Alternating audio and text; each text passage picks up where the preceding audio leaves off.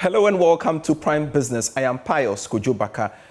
This evening, Chief Executive Dr. Patrick Kwekufori has welcomed the Bank of Ghana's directive instructing commercial banks to halt the payment of foreign currency to large companies without corresponding deposits. He also urged the central bank to further take action by cracking down on regulatory bodies that continue to quote fees in the US dollar. Now, he's been speaking to Joy Business. We all are concerned, and we must give commendation to the Bank of Ghana. First, they did the most important thing by engaging all of us as key stakeholders and the sectors in which these activities are happening. Whilst we commend the governor and his team for such a directive, we also would really want them to crack down on state institutions and other entities that their regulatory fees and charges are also quoted in USD. You look at some of the fees that others you are paying to a state entity, and you realize that they are giving you an exchange rate of, let's say, 12 cedis, or some even go to the extent of quoting 13 cedis. We appreciate that is a right move, but we also would want them to crack down on state institutions and other entities in the country that quote their regulatory charges and their fees in dollars. And when you even want to pay using the BoG rate or interbank rate, they insist that you either use the rate of 13 or 12. The Association of Ghana Industries is urging the bank or the Ghana Revenue Authority and other state agencies to intensify border policing to clamp down on illegal imports into the country.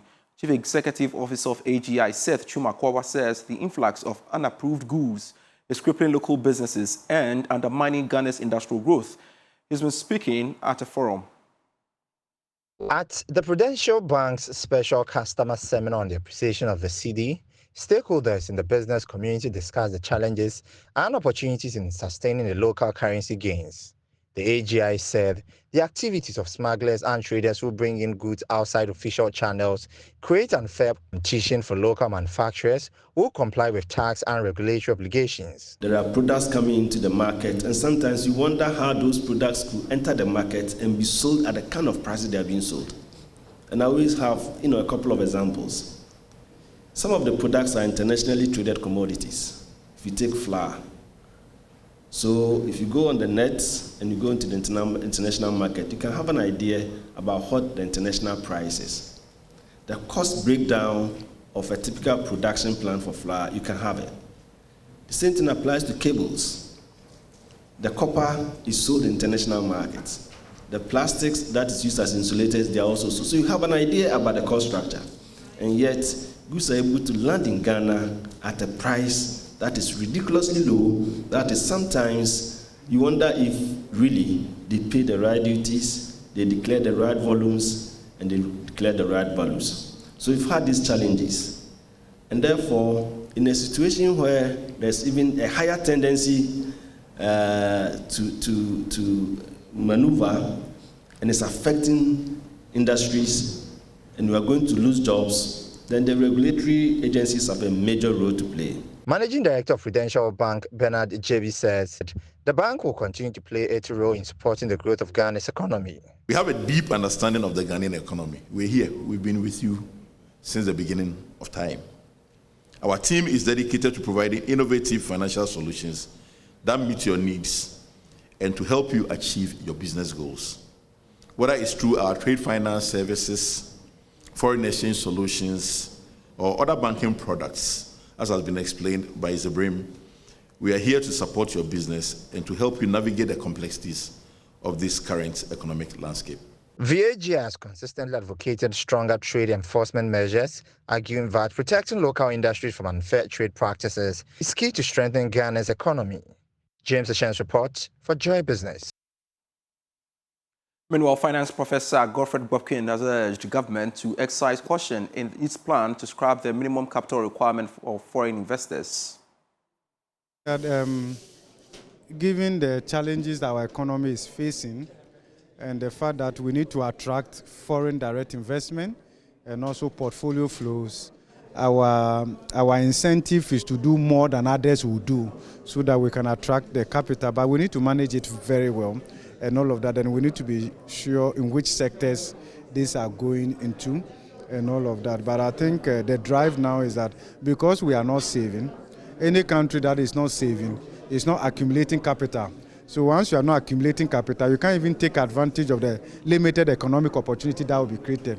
So we've relaxed our rules and all of that just to attract what? The foreign direct investment and all of that. But I think we need to manage it very well so that we benefit optimally from the foreign direct investment, because we have seen that over the years, the intended benefit from this FDI, even sometimes we have given tax concessions and all of that in the name that they will create jobs and all of that, but we haven't seen those jobs being created. I mean, the World Bank is telling us that between 2012 and 2023, on net basis, just around 250,000 jobs have been created. When we are talking about people entering the labor market, we are talking about people in excess of 2.7 million or so and all of that. So I'm sure that might have informed the president's drive to say that, look, we are willing to go the extra mile and all of that, but I think we need to manage it very well. Government is set to invest more in creatives and fintech space to help deal with youth unemployment in the country. The move is based on fresh findings by government about the impact of these sectors in job creation compared to other traditional areas.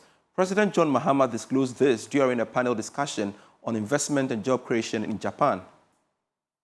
The fintech space is growing at an astronomical rate in Africa, and is mainly driven by smart tech-savvy youth who have seen openings and are taking advantage of it. In all our countries, a change in the economic structure is happening. For instance, in Ghana, in 2015, the services sector overtook agriculture and industry and manufacturing to become the largest sector in our economy, and that's how it should be. And so, for instance, if you take the fintechs, I met the fintech groups, and one of the interesting ones I found was an agri-tech company, and it was solving a problem that we've been struggling with as government for many years, how to extend credit and support to farmers in order that they can increase productivity. And so we had a shot in the dark approach, distributing fertilizers, distributing inputs, and so on and so forth. And you couldn't tell who exactly those inputs were going to and whether you were getting value for money for those inputs. I mean, these young people set up a fintech, they set up a platform, they gave mobile phones to farmers, they distributed to the agricultural inputs to the farmers based on their acreage and their need. And based on the fact that they had them on the platform, they could send credit to them by mobile money. And at the end of the farming season, go directly to the farmer and offtake the production. Minister for Labour, Jobs and Employment, Dr. Rashid Pelpo, has cautioned against cautioned that while working from home is not inherently a bad idea, Ghana is not yet prepared to fully embrace it. He stressed that the country must first strengthen its technological infrastructure to effectively support remote work. His remarks come in response to recent calls for adopting a work-from-home policy from Mondays to Fridays. If we have developed our technology to the point that people can work from wherever they are, it is possible to work from home, to be given assignment from home, and to be able to present their work schedules whilst home. But there are some skills that some work that must be done at the place of work. So it can be of larger scale than we are imagining. It could be some specific areas of inputs. But it's important that we are present at work at any point in time. But if we get to the point when it is true that by the kind of culture we have, attending funerals, going to marriages, doing social events, will take off the energy and time of workers at work, some can be allowed to do so. You know, not cutting off any bit of what they have to do within the 8 hours, but to make sure they still deliver from home. But essentially, in Ghana, we've not gotten to the point when we can work from home. And it may be something, it can be something we can put in mind and thinking about. Chief of Staff Julius Deborah has charged the Chartered Institute of Logistics and Transport Ghana to support ongoing efforts to modernize transport and supply chain infrastructure to enhance the sector's operations. Speaking at the launch of Sail to Ghana's 60th anniversary celebration, Julius Deborah commended the institute for their role in transforming the sector. The Chartered Institute of Logistics and Transport Ghana's anniversary celebration themed celebrating 60 years of shaping supply chain and logistics and transport in Ghana shows the leading role the institute has played in driving standards, promoting professionalism, and nurturing the talents that have powered the country's economic engine. Speaking at the launch of the 60th anniversary celebration, Chief of Staff Julius Deborah urged the institute to support ongoing efforts to modernize the logistics and transport sector. Indeed, your contribution to reducing business costs, enhancing trade facilitation, and strengthening Ghana's competitiveness cannot be overstated. Mr. Chairman, the future beckons on us with even greater opportunities and also challenges. Rapid digitalization, artificial intelligence, automation, and the urgency of climate resilience are reshaping the global logistics and transport landscape. And we must be mindful of this to catch up and be abreast with modern times. Deputy Minister of Transport Dorcas Afotofi reaffirmed the minister's commitment to build a resilient transport ecosystem. I am pleased to affirm that these action points resonate with the government's resetting agenda. As the responsible minister for the sector, I reaffirm my unwavering commitment to ensuring the effective implementation of the action points with a shared vision of building a resilient, efficient transport ecosystem that underpins our economic prosperity and national progress. President of the Chartered Institute of Logistics and Transport Ghana, Engineer Makamwama, pledged the institute's commitment to employ the use of technology and adapt to changing consumer demands.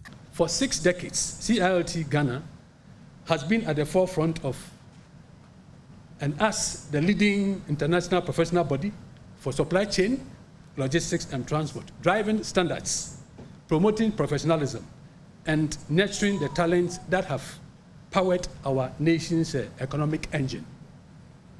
We have witnessed and contributed to Ghana's journey from a young nation to a vibrant hub of commerce and industry, from the port to the warehouse and to the last mile delivery, complex networks of international trade as well. CILT Ghana members have been the unsung heroes, ensuring that goods, people, and information move efficiently, effectively, safely, and at the right cost. As part of the 60th anniversary celebration, the Chartered Institute of Logistics and Transport Ghana will hold memorial lectures and also organize blood donation to the National Blood Bank. And to some other stories, Secretary General of the Climate Vulnerable Forum and also the former president of the Maldives, Mohamed Nasheed, has called for urgent global action to ease the debt burden crippling climate vulnerable nations. Here's more. At a media engagement of the Climate Vulnerable Forum, Secretary General and former President of the Maldives, His Excellency Mohamed Nasheed, called for an urgent global action to ease the $746 billion debt burden facing climate vulnerable nations. He warned that without systemic debt solutions, these countries will not be able to invest in resilience and development. In our debt repayment, we have to, between this year and in the next 5 years, pay out $746 billion to creditor countries. So we are paying out more than we are getting funds into our own countries. So that is the situation that we are in. Now, we are suggesting to IMF, the World Bank, and the international financial institutions that if they extend debt payment periods from the current 20 odd years to 40 years, we would be gaining $267 billion. If the international financial institutions would reduce interest rates lower to 1.3%, again we would find another $454 billion. It is a 37% reduction. So in the international advocacy space, we are working on these two main things: reduction of the payback period, or increase of the payback period, and reduction of the interest rates. He also explained that by turning carbon exchange matters into more tradable elements, member countries can raise additional financing. We have the trees, and everyone knows if these trees are not there, the planet will not survive. So for us to look after the trees, there has to be finance coming into it. This is what we call the carbon trade. Now, Ghana has a tree, and to look after that tree, someone who is emitting poisonous gases to the atmosphere must pay for the tree, because the tree is sequestering. It's capturing the poisonous gases, and it's a filter that filters the atmosphere. So someone has to pay for Ghana tree. Now, what we think we should take to COP30 in Belém, Brazil, is a better arrangement on carbon finance. And I think that would unlock a lot of capital that comes into our countries. The Climate Vulnerable Forum has grown from 11 countries in 2009 to 74 member states today. It is calling for measures such as extending repayment terms to 40 years, lowering interest rates, climate debt swaps, and automatic debt standstills to reduce fiscal pressure. Member of Parliament for Setraya Plains, Nasira Afre, has launched the Nasira Green Initiative, a tree crop planting project designed to restore degraded lands, fight deforestation, and promote long-term environmental sustainability in the constituency. The launch event held in Drobonsu attracted a large gathering of community leaders, stakeholders, and dignitaries, including the district chief executive, officials from the Forestry Commission, and the Tree Crops Development Authority. The project is being hailed as a critical step towards reversing the adverse environmental impact of illegal logging, bushfires, and climate change in the region. Honorable Nasira Afra reiterated that the initiative belongs to the people and its success hinges on collective responsibility. This occasion represents fresh hope, a sense of duty, and our renewed commitment to environmental sustainability and the restoration of our precious land. With these seedlings, however, we will be launching our forest reacclimation agenda. As the saying goes, the best time to plant a tree was 20 years ago, and the second best time is now. That is why we are here today, to take action, not someday, but right now. The project has received strong support from traditional authorities and district leadership.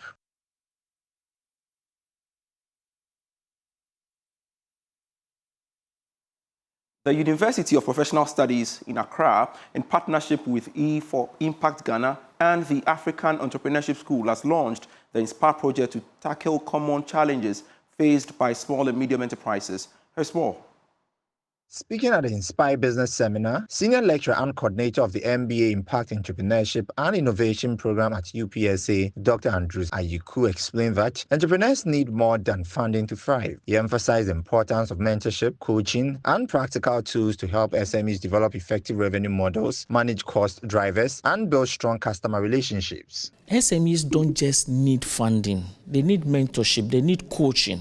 They need sessions like this to empower them, to build their confidence, to expose them to new methods, new methodologies of doing business. So this program, for instance, is to empower them, is to give them the necessary tools, is to expose them to other markets, to give them case studies, to be able to be ready for the challenges in the market that they are facing now. Everybody is talking about the SMEs, but what are we doing for them? This budget talks about the fact that they are reducing tax for SMEs. Government is trying to focus on the 24-hour economy. But who is going to prepare these SMEs for the 24-hour economy? And that is the initiative that the INSPIRE project, together with the E for Impact and UPSA, has taken up, and that is exactly what we are doing. The Inspire Business Seminar, Chloe Bowen, a representative of the African Entrepreneurship School, said the program is helping small and medium enterprises access practical tools and opportunities to grow. With AES, our general principle is to make sure that the coaching is not just something that they do and walk out of the room, and that we keep a close relationship with the cohort that we've coached, and that they always have the opportunity to come back and talk to us about the progress they're making. I love it when I hear success stories and when I come back to Ghana and I see familiar faces because they saw me a couple of years ago, and it is really very positive.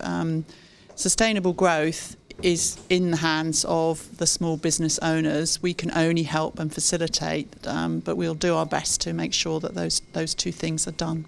Dean of the School of Graduate Studies at UPSA, Dr. Michael Kwame Mixon, highlighted the university's commitment to blending academia with industry. One unique thing about the UPSA Graduate School program is that we are aligned to industry.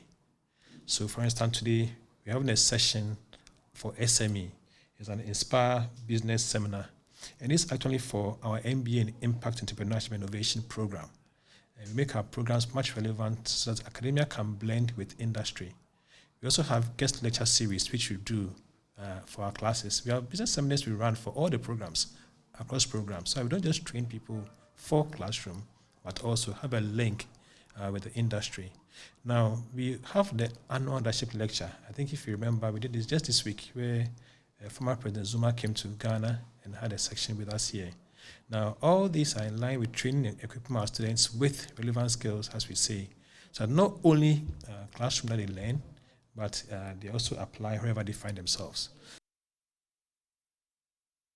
That's it for Prime Business. I am Pius Kujubaka. Prime Source is next.